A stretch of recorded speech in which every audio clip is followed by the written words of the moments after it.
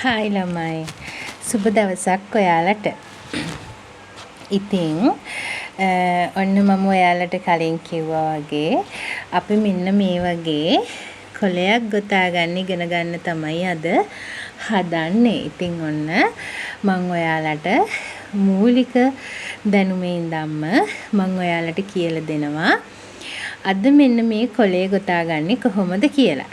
ඉතින් අපි වැඩි කතා නැතුව යමු වීඩියෝ එකට.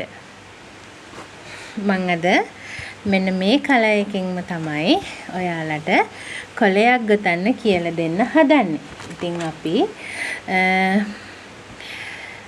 3mm කටුව තමයි මේ සඳහා පාවිච්චි කරන්නේ. ඉතින් අපි ඉස්සෙල්ලා බලමු කොහොමද ස්ටාර්ට් කරන්න කියලා. මේ තියෙන්නේ නූලේ අග කොටස.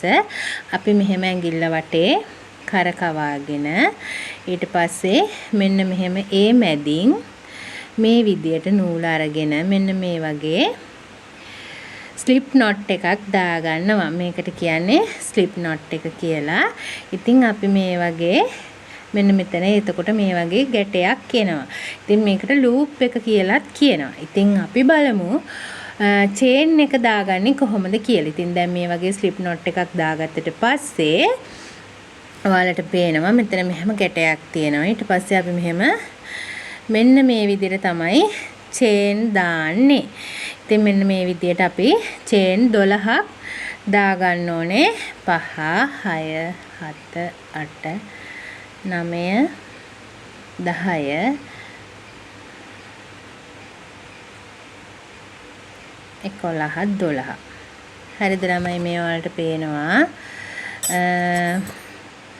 චේන් 12ක් දාගෙන තියෙනවා.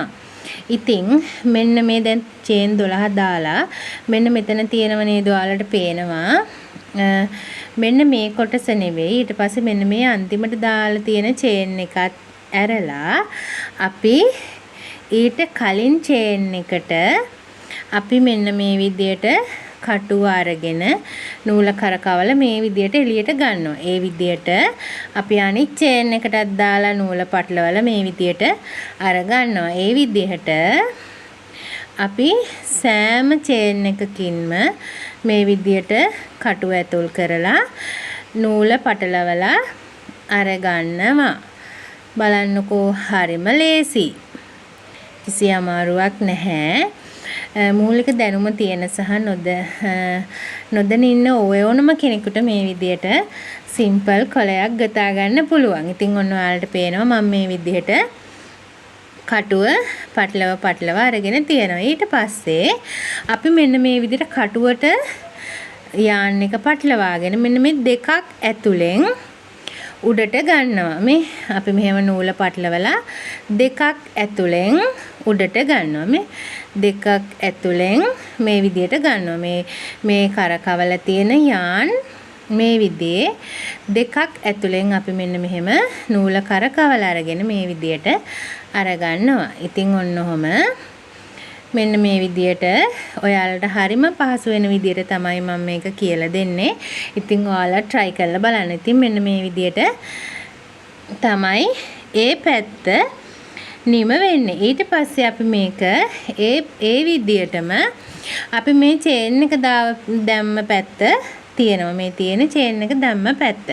ඊට පස්සේ අපි ඒකේ පළවෙනි එකට අර විදියටම අර අනිත් පැත්තේ කරා වගේ මේ විදිහට නූල පටලවලා අපි අර ගන්නවා. හරිම ලේසි ළමයි.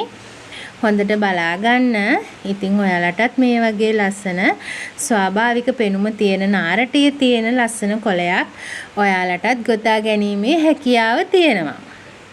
ඔන්න මේ විදිහට අපි මේ පැත්තත් මේ ඔයාලට පේනවා ඒ විදිහට අරගෙන තියෙනවා. ඊට පස්සේ අර කලින් කළා වගේම මෙහෙම දෙකකින් මෙහා පැත්තට අපි මේ පේනවා ඇති ඒ විදිහට මෙහෙම කටුව පටලලා මෙන්න මේ විදිහට දෙකකින් උඩට යාන් එක ගන්නවා. මේ කටුව උඩට ගන්නවා. මේ වලට පේනවා මෙහෙම පටලවලා දෙකකින් උඩට මේ විදිහට අරගෙන මෙහෙම හරිම ලේසියෙන් ගොතා ගන්නවා. ඊට පස්සේ මෙන්න මේ අග.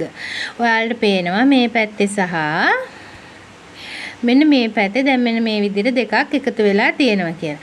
අපි එතෙන්දිත් මෙන්න මේ විදිහට නූල එකතු කර ගැනීමක් කරලා අපි එතෙන්දි මේ යාන් එක රෝල තියෙන පැත්ත නෙවෙයි අනිත් පැත්තට චුට්ටක් මෙහෙම ඇදලා අපි එතනින් මේ විදිහට ගැටයක් ගහලා අපි යාන් එකෙන් මේ කොළය වෙන් කර ගන්නවා. ඉතින් ඔයාලට පුළුවන් මේ කොටස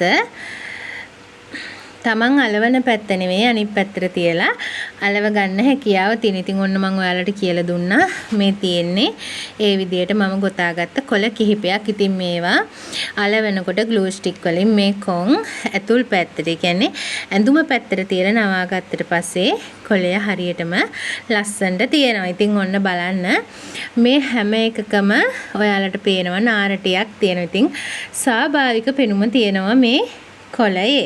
ඉතින් ඔයාලට මූලික දැනුම නැති වුණත් ඔන්න ඔයාලට පුළුවන් මේ වගේ දේවල් ගොතලා හුරු වෙන්න. ඉතින් මම දිගින් දිගටම ඔයාලත් එක්ක වීඩියෝස් වලින් එකතු වෙන්නම්. ලස්සන පුංචි අයිටම් වල ඉඳන් අපි කොහොමද ගොතන්න ඉගෙන ගන්න කියලා අපි වීඩියෝස් වලින් ඉගෙන ගමු. ඉතින් මම මේ දේවල් කරන්නේ ඔයාලට නොමිලේම. ඉතින් ඔයාලට පුළුවන් මාව ෆලෝ කරලා මට කමෙන්ට් එකක් දාලා ලයික් කරලා මට සහයෝගය දක්වන්න. එහෙනම් ළමයි එකතු වෙලා ඉන්න තවත් වීඩියෝ එකකින් අපි හමු වෙමු. සියලු දෙනාටම සම්මා සම්බුදු සරණයි.